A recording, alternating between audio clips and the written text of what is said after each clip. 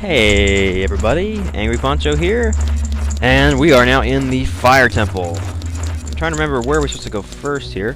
We got, oh crap, we got some bats. Gotcha! Alright, and we got a door down here. I don't think we actually can go and do anything in here just yet, but check.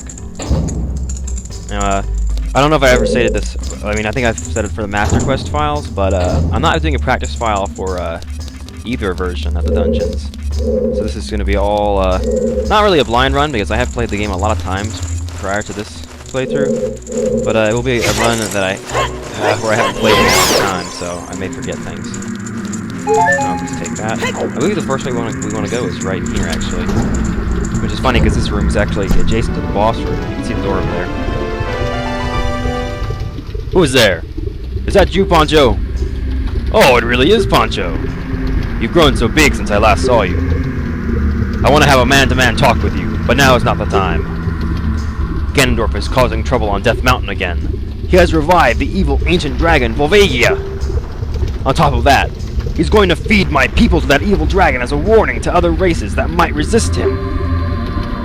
If that fire-breathing dragon escapes from the mountain, all of Hyrule will be a burning wasteland. I will go on ahead to try to seal up the evil dragon. I'm concerned, though, because I don't have the legendary hammer. But I have no choice. Poncho, I'm asking you to do this as my sworn brother. While I'm trying to deal with the dragon, please save my people. The prisoners' cells are in the opposite direction. I'm counting on you, Poncho. And then he somehow opens the door to the boss room without having the box key and without unlocking the door. But we're not going to question that. Anyway, it looks like you can't quite reach these platforms for how far off they are, but you actually can barely make it. And we come over here as the first of many imprisoned Gorons. We can go ahead and release these guys. And after you release them, go ahead and talk to them too. Are you releasing me? Am I free to go? I'll tell you a secret for saving me. In order to get into the room where Darunia went, you have to do something about the pillar stuck in the ceiling.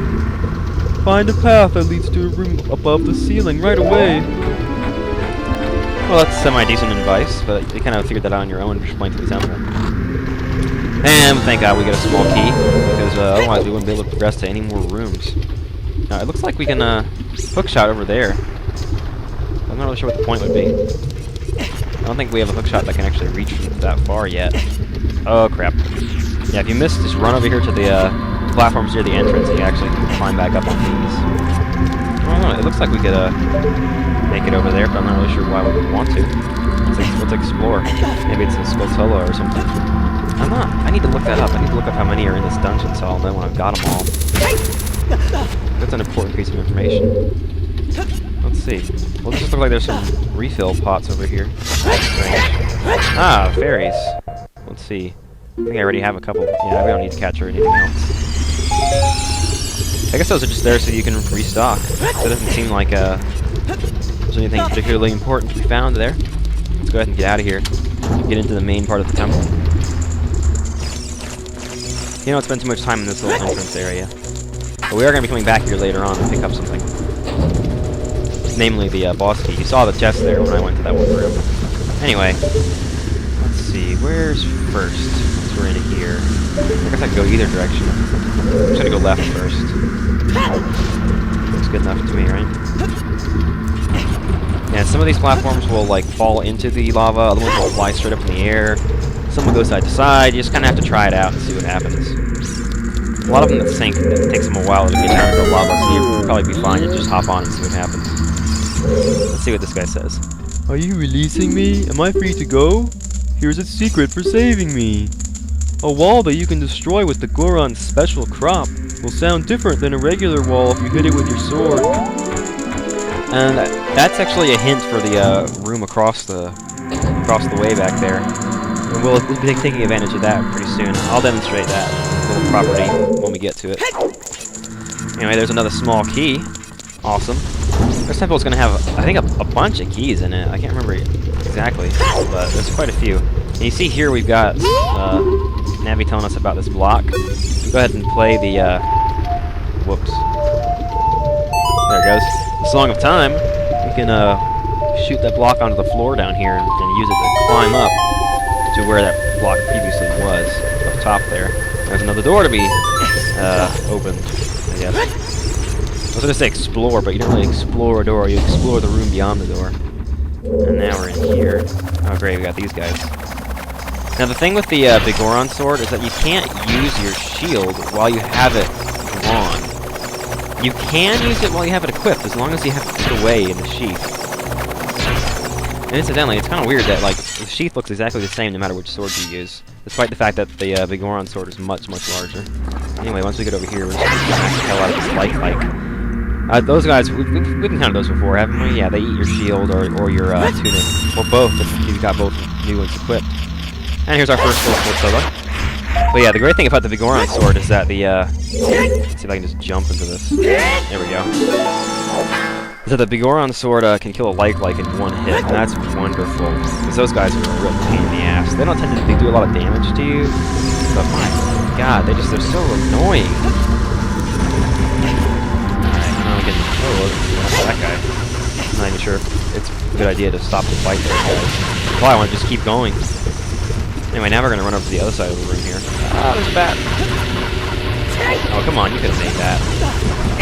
There's so many flaming enemies chasing me around. Okay. Now this is one of the walls that you can destroy with the Goron special crop. You listen to the sound it makes. Sort of a short, high-pitched sound.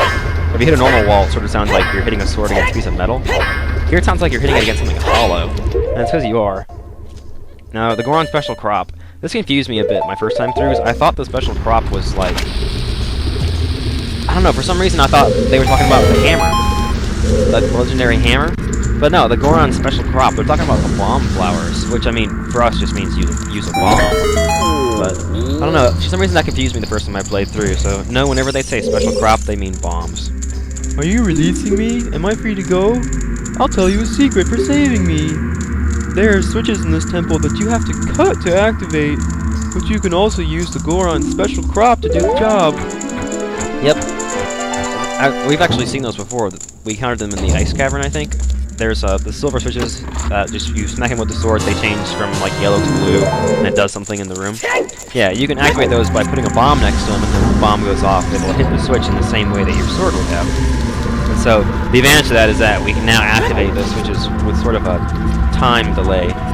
Anyway, we got another small key from that chest in there. Most of those little imprisoned Gorons will have a small key in the room with them. Now I'm gonna go ahead and take a look at the map here, just like you guys can get an idea of what this temple looks like. But you see, we don't have the map yet, do we? Well, there's not really a point in that. Anyway, let's go into the next room. We got 2 small keys, and now we're gonna use one here. So we got one more in the back. Okay, now this is an interesting room. I forget if I need to... Yeah, we don't need to actually walk in there. If you get your hook shot out, you can hook onto this mesh, like wire mesh up here. I'm not really sure what it exactly is made of. Once we get up here, there's some bats up here. There's one. I think there's... Oh, there were 2. Well, shoot, I didn't even see him. Yeah. Is there one on the other side over there? I think there is. There's a couple over there, too. Oh, there's some hearts down there. Nah, not important. Anyway, now we're going to hop down onto this platform and push this block over. You saw that pillar of fire was coming up in the middle of the room. It's now actually going to be hitting the bottom of this block. And the result is that it'll, like, shoot the block up into the air. So now we just need to stand on the block. Wait, and we can use it like an elevator. It's pretty cool. Shoots you right up to the next room. Just make sure you get off it pretty quickly once you're up here. Now we use our second small key. And, well, there's another imprisoned Goron there. What else is there going on in here? I'm kind of misleading you guys. I did do a practice file for this temple, but it was like a month and a half ago. So I don't remember it any better than if I had done it years ago. What are these things called? Torch slugs. Okay. I never really thought of them as anything other than those weird slug things. So I guess they're torch slugs if they have a particular name. Can I jump over there? I'm not sure if I can make that. Hey, look at that. What does this do? Ah, fire. Oh, it's a time release, huh? Okay. This is probably going to be one of those opportunities where we get to use the bombs to set off the switch. As you see, if the timer is on, if the switch is on a timer, and you have to be standing next to it when you activate it, that gives you a significant disadvantage, because now you have to run across the room and try to get to wherever you want to be a lot more quickly. Whereas if we just go up here and toss a bomb down, and then stand next to the fire, we'll already be right in place for when it's time to take advantage of the switch's effect. I can climb that, okay. I was just checking that I can climb that. Okay, let's see. I believe the switch is right on the floor down there. If we stand right on the edge, we can drop a bomb off like that. Go ahead and start heading towards the switch. There we go. Run up here. Let's go ahead and climb it. Don't get worried about the timer, because you'll have plenty of time to make it to the top of this thing. And I think there's actually a hook shot thing on the ceiling up here. Is that accurate? I'm not sure. I thought I remember one being there. Let's take a look. No, apparently not. Anyway, I'll see you guys next time when Let's Play Ocarina of Time, and we'll continue in the Fire Temple.